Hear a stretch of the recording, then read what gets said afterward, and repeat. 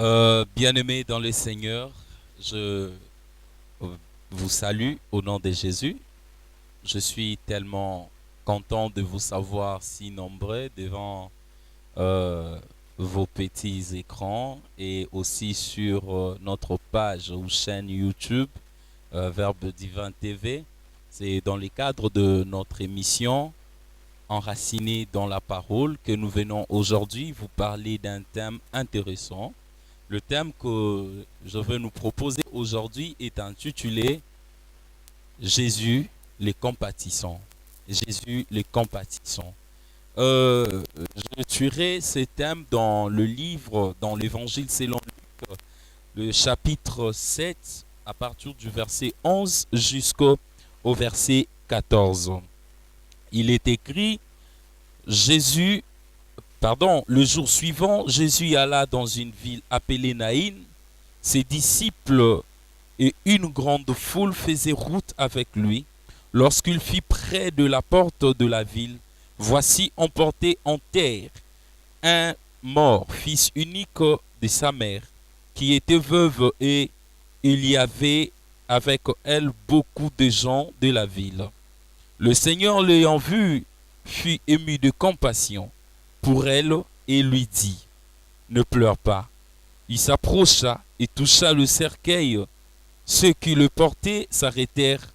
Il dit, jeune homme, je te l'ai dit, lève-toi.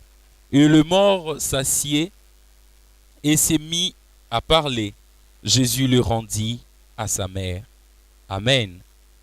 C'était notre message, notre parole de réflexion de ces jours. Ces passages aussi importants que nous pouvons constater en lisant. Ici, Jésus-Christ est démontré comme étant un homme plein de compassion pour ceux-là qui le suivent et même pour ceux-là qui ne le suivent pas. La Bible dit que Jésus était en train de partir dans la ville de Naïn, là où s'est trouvé un deuil. Le deuil c'était une femme veuve, qui a perdu encore son fils unique. J'aimerais qu'on puisse bien comprendre cette nuance. C'est le cas ici d'une veuve qui a perdu son fils unique. Cette veuve était devenue inconsolable. Pourquoi? Parce qu'elle se disait, comment je vais faire? J'ai déjà perdu mon mari, je viens de perdre mon fils. C'est-à-dire qu'il n'y a plus de raison de vivre pour moi. Plus de raison de vivre. Parce que si le mari était vivant et que le fils mourait, il pouvait y avoir un moyen d'avoir un autre fils ou d'autres enfants. Mais ici, le mari était déjà mort. Et le mari ne l'a pas laissé avec 2 ou 3 enfants. Le mari ne l'a laissé qu'avec un seul enfant. Et dans son cas, c'est l'unique fils qui mourait. Mettez-vous à sa place. Combien cette femme était inconsolable. Combien cette femme ne pouvait plus supporter ce qui l'arrivait. Je sais qu'autour de cette femme, il y avait plusieurs personnes qui venaient pour dire à la femme, ne t'inquiète pas, ce sont des choses qui arrivent. C'est ce que nous avons toujours l'habitude de dire aux gens, ceux qui sont dans la souffrance, ceux qui sont dans le douleur, dans la douleur, dans la misère. Nous avons l'habitude de leur dire, ne t'en fais pas, ça va passer, ce ne sont que des temps, des moments difficiles, mais ça finira par aller.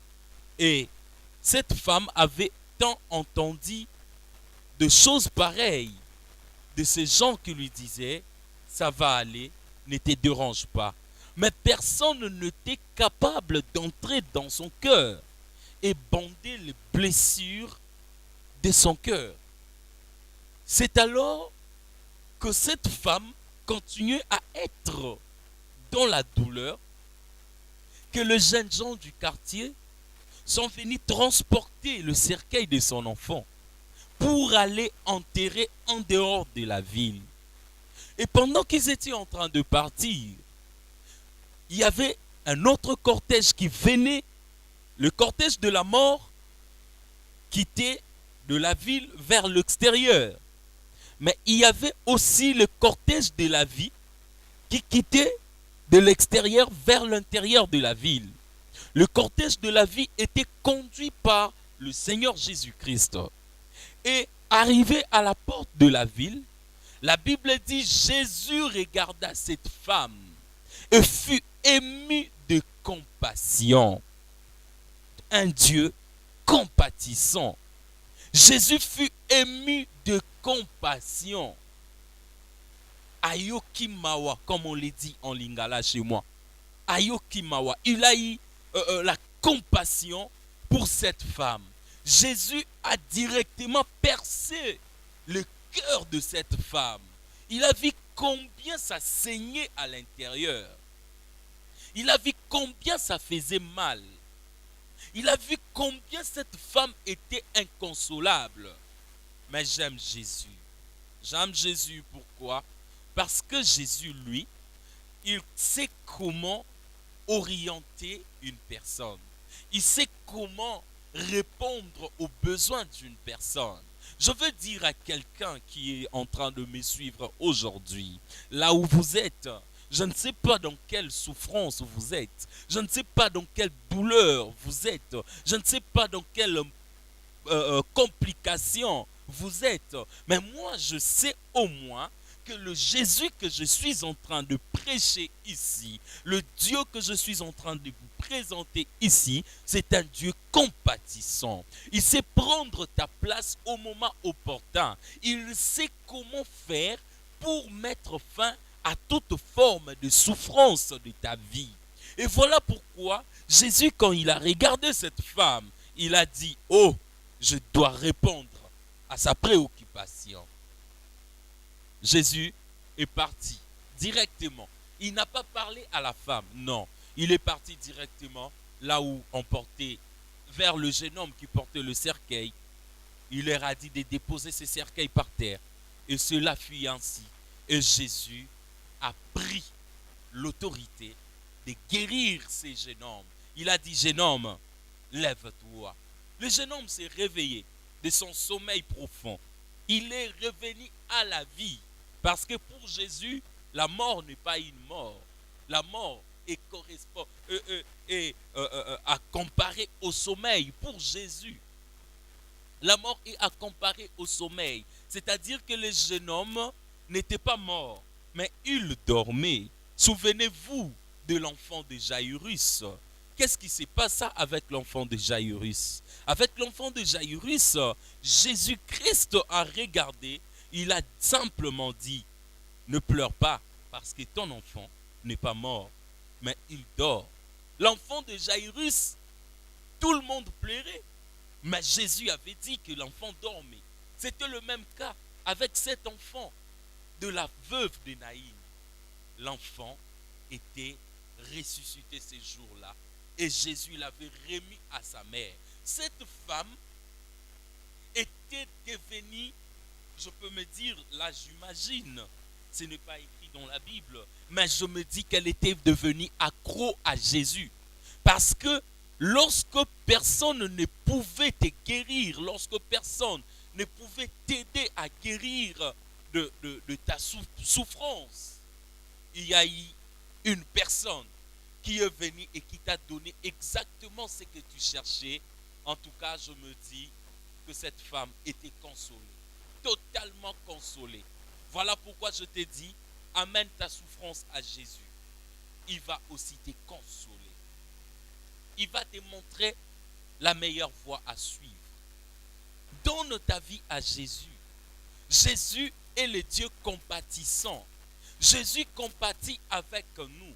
Regardez quand le Seigneur a vu que nous sommes trempés dans les péchés, il n'a pas voulu que nous puissions périr ainsi. Qu'est-ce qu'il a fait? Il a envoyé son Fils unique afin que nous soyons sauvés par le sacrifice du Seigneur Jésus-Christ. Le sacrifice du Seigneur Jésus-Christ nous a sauvés. Le sacrifice du Seigneur Jésus-Christ nous a ramenés à la vie éternelle, nous qui avions déjà perdu la vie éternelle. Bien-aimés frères et sœurs, je nous recommande aujourd'hui de suivre Jésus-Christ avec détermination, de lui donner toute ta vie. Parce que la vie sans Jésus n'est pas une vie. Le diable n'aura pas compassion de toi. Le diable cherchera à détruire ta vie, cherchera à nuire à ta vie. Mais le Seigneur Jésus-Christ, lui, il est venu pour prendre ta vie et la ramener à un niveau éternel. Le Seigneur Jésus te ramène dans sa gloire. Le Seigneur Jésus te fait voir que tout est possible. Ne t'inquiète pas devant tes problèmes, devant ces problèmes qui te dérangent. Ne t'inquiète pas devant le souci de ce monde. Mais crois en Dieu. Donne ta vie à Jésus. Il est compatissant. Il aura pitié de toi. Il pardonnera tes péchés. Il effacera tes mauvaises vies. Il ne te condamnera pas.